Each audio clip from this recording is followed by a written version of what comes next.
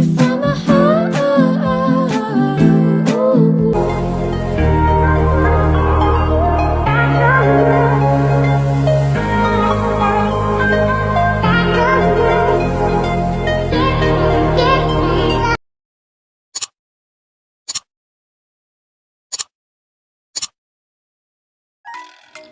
Halo guys, assalamualaikum warahmatullahi wabarakatuh. Perkenalkan, nama saya Haryati, NIM D1B120004, Program Studi S1 Farmasi Universitas Mega Rizky Makassar.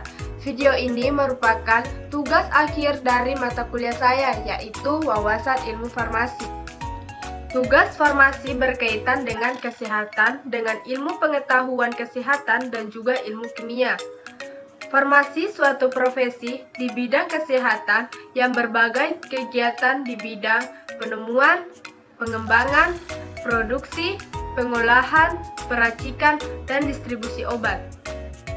Di sini kita akan mengetahui apa yang dimaksud dengan farmasi dan apa saja tugas seorang farmasi. Langsung saja kita masuk ke definisi farmasi. Kata farmasi berasal dari kata farmakon yang merupakan bahasa Yunani yang berarti racun atau obat. Kenapa disebut racun atau obat? Karena semua obat adalah racun, yang membedakannya adalah dosisnya, dan semua obat memiliki efek samping. Sebab racun itu kan berbahaya, demikian pula dengan obat. Jadi efek obat setidaknya ada dua macam, yaitu efek yang diinginkan atau efek terapi, dan efek yang tidak diinginkan itu efek pada obat. Kenapa lambang farmasi ada ular dan cawannya? Karena pada tahun 1796, mangkuk yang dililiti ular tersebut dipercaya berasal dari mitologi Yunani yang disebut dengan mangkuk Higia, yang dapat menggambarkan Dewi Yunani yang sedang memegang mangkuk dengan ular jinak yang mengitarinya. Dan seolah minum dari mangkuk tersebut, beberapa orang berpendapat bahwa makhluk hidup dan ular merupakan simbol keseimbangan alam di muka bumi.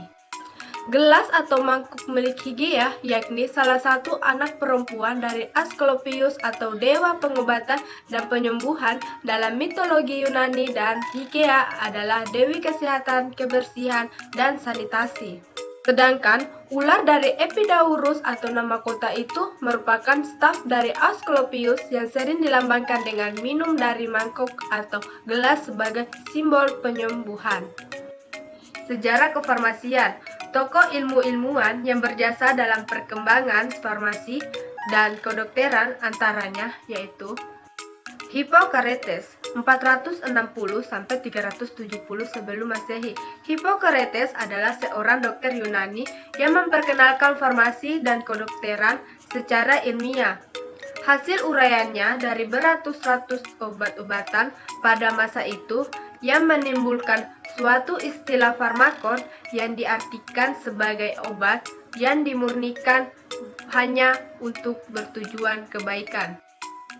Dioskurides abad ke-1 setelah Masehi. Dioskurides adalah seorang dokter Yunani yang juga ahli botani. Dia merupakan orang yang pertama kali yang menggunakan ilmu tumbuhan sebagai ilmu farmasi terapan. Hasil karyanya De Materia Medica dianggap sebagai awal dari pengembangan botani farmasi, yang kemudian ilmu bidang ini sekarang dikenal sebagai farmakognosi, obat-obat yang berhasil dibuat oleh Dioskurides antara lain opium, ergot, eoscamius, dan cinnamon.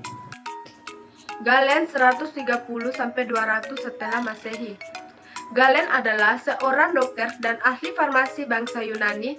Karyanya yang memulai pembuatan obat-obatan yang berasal dari tumbuhan dengan mencampur atau melebur masing-masing bahan yang sekarang ini disebut sebagai farmasi galenica. Yang terakhir, Philippus Aurelius Theophrastus Bombastus van Hohenheim 1493–1541 setelah Masehi. Philippus adalah seorang dokter dan ahli kimia dari Swiss yang menyebut dirinya sebagai Paracelsus. Pengaruhnya sangat besar terhadap perubahan dan perkembangan dunia farmasi. yakni yang menyiapkan bahan obat yang spesifik untuk melawan penyakit, yang memperkenalkan sejumlah besar zat kimia obat secara internal. Pendidikan kefarmasian.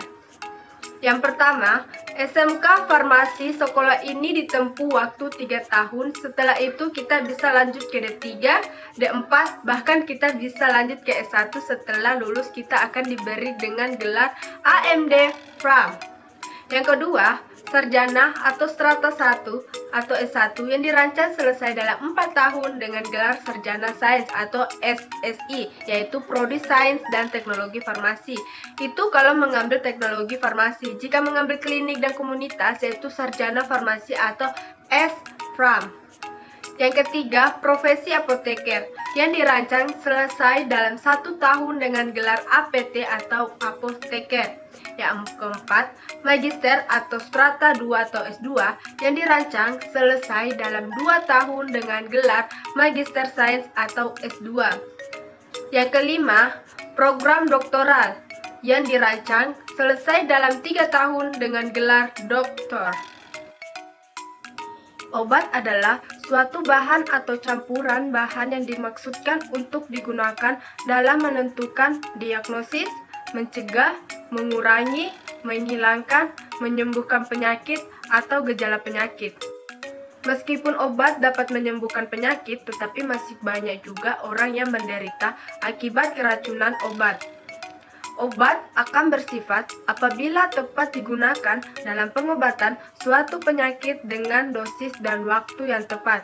Jadi, apabila obat salah digunakan dengan dosis yang berlebih, maka akan menimbulkan keracunan dan dosisnya maka tidak akan memperoleh penyembuhan. Resep adalah permintaan tertulis dari seorang dokter kepada apoteker pengelola apotik untuk menyiapkan dan membuat atau meracik serta menyerahkan obat kepada pasien. Yang berhak menulis resep adalah dokter, dokter gigi, dan dokter hewan.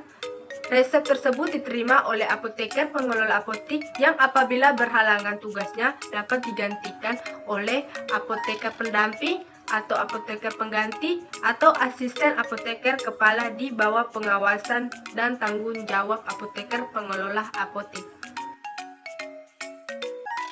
Selain apoteker, sebenarnya apa saja prospek kerja farmasi?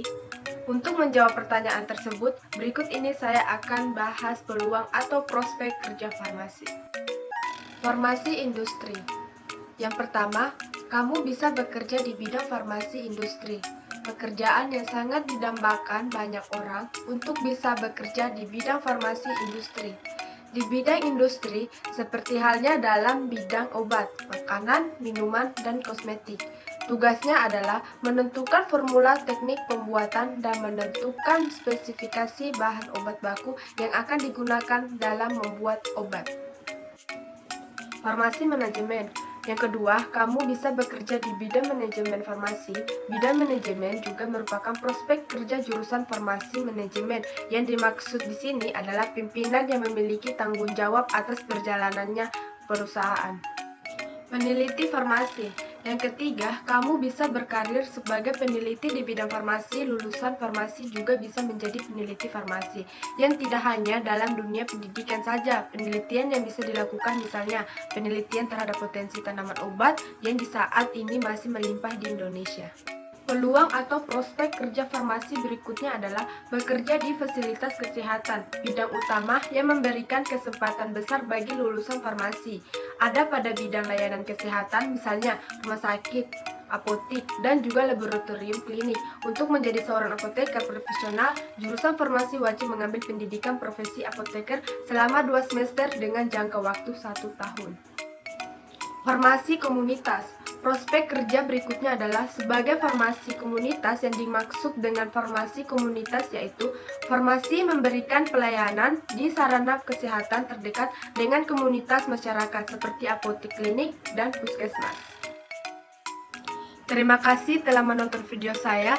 Jika ada salah-salah kata tolong dimaafkan. Sekian dan terima kasih. Assalamualaikum warahmatullahi wabarakatuh.